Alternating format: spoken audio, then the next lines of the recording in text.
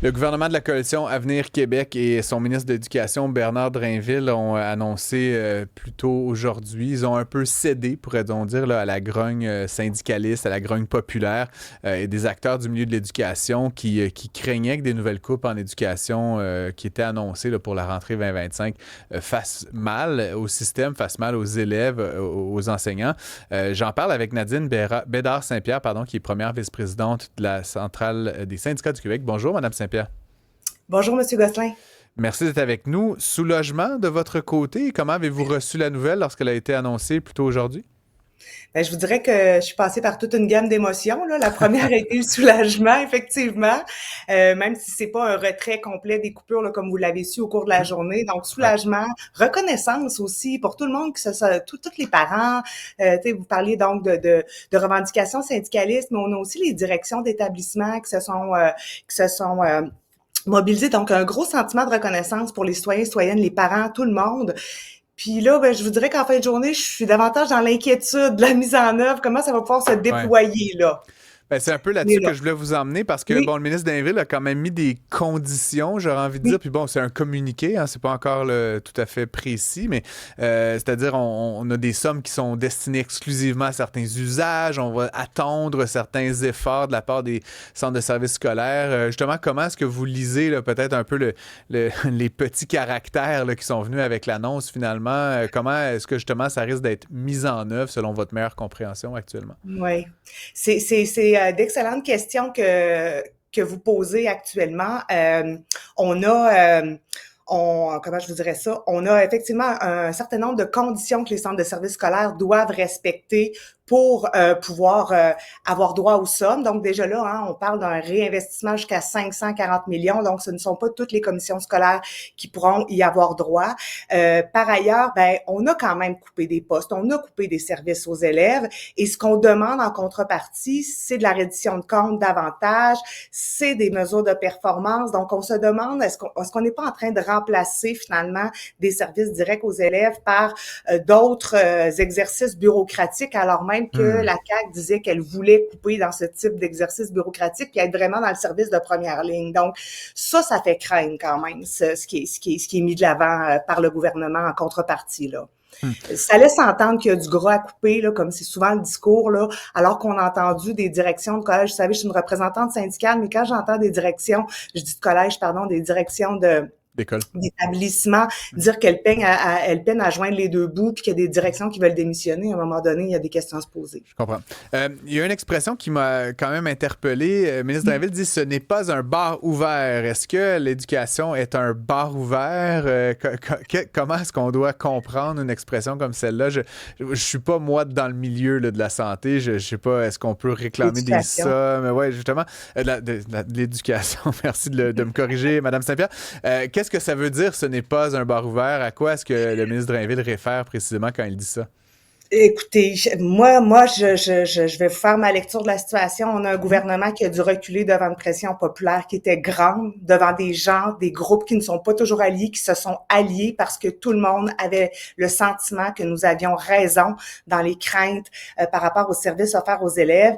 Pour moi, il y a quelque chose d'un sauf-conduit là-dedans, là. C'est une figure de style, le bar ouvert en éducation. Je veux dire, les règles budgétaires, si vous avez déjà lu des règles budgétaires, c'est extrêmement strict, point par point, détaillé. Mhm. Il y a déjà énormément de redditions de comptes qui se font. Ils ont les conventions collectives.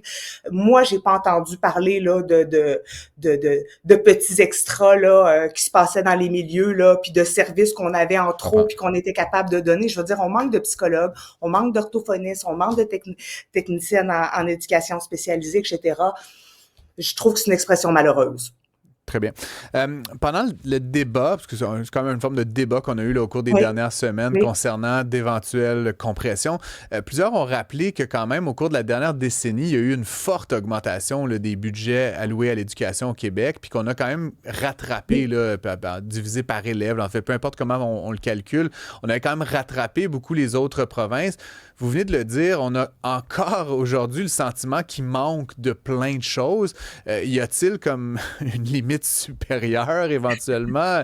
Comment vous envisagez l'avenir, là, sans vous demander de faire d'être devin, Prédiction, oui, mais je veux dire, est-ce qu'à un moment oui. donné, justement, on va pouvoir dire qu'on est comme, disons, un peu plus confortable par rapport au niveau de budget, par rapport à l'organisation de l'éducation au Québec, ou est-ce que c'est vraiment une espèce de monstre là, qui avale tout puis qui est insatiable? Parce que certains ont dit que c'était un peu ça. Là. Je pense que le chiffre, c'était de 27% d'augmentation sur 10 ans.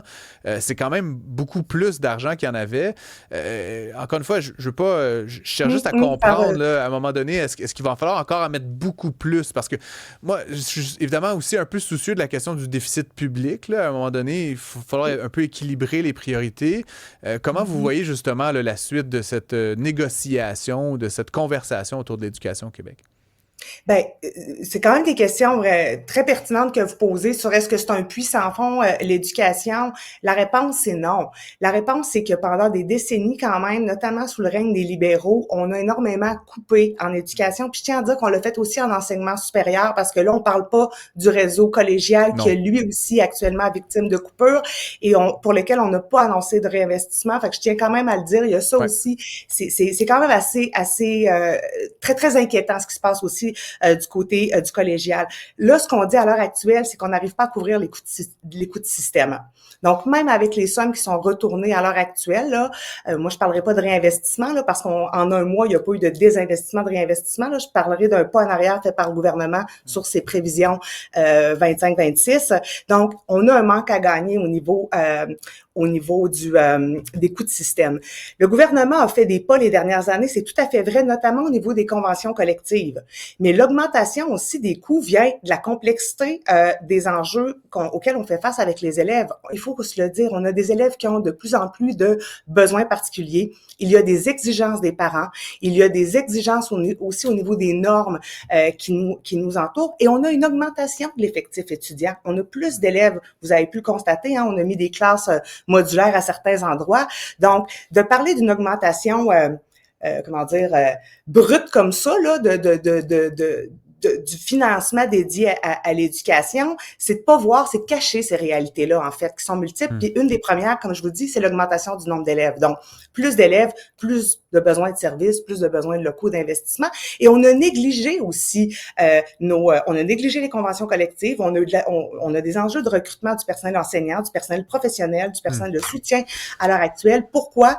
Parce que là, on commence à faire le rattrapage de ce qui a été négligé ces dernières années. Donc, est-ce que c'est un puits sans fond? Non. Est-ce que pendant plusieurs années, on a négligé le réseau? La réponse est très claire. Et même la CAQ, lorsqu'elle est arrivée au pouvoir, elle le reconnaissait.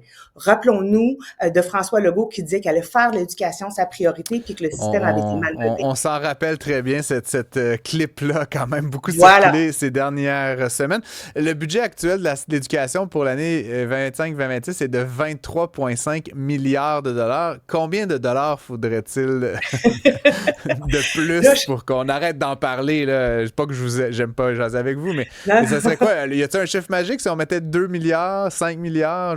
Faudrait-il doubler le budget de l'éducation? Je serais pas moi-même en mesure de vous dire. Je vous dirais que c'est dans ces moments-là que je m'ennuie de l'économiste que nous avons à la Centrale des syndicats du Québec pour me soutenir dans cette réponse. Mais ce que je voudrais dire, je suis pas capable de vous donner un chiffre, mais ce que je peux vous dire, c'est que lors du dernier exercice budgétaire du gouvernement, on a proposé des solutions pour aller chercher certaines sommes. On avait proposé des solutions pour un manque à gagner du gouvernement de l'ordre de 10 milliards de dollars. Donc, il y en a des solutions. Puis, c'est pas des solutions simplistes là, qu'on avait mis de l'avant. Là, on avait des solutions même qui nous ont semblé à certains égards intéresser peut-être le ministre des Finances. Mais bon, tout ça pour dire qu'il y a des pistes de solutions. Puis une des pistes de solutions, je vais me permettre de terminer là-dessus.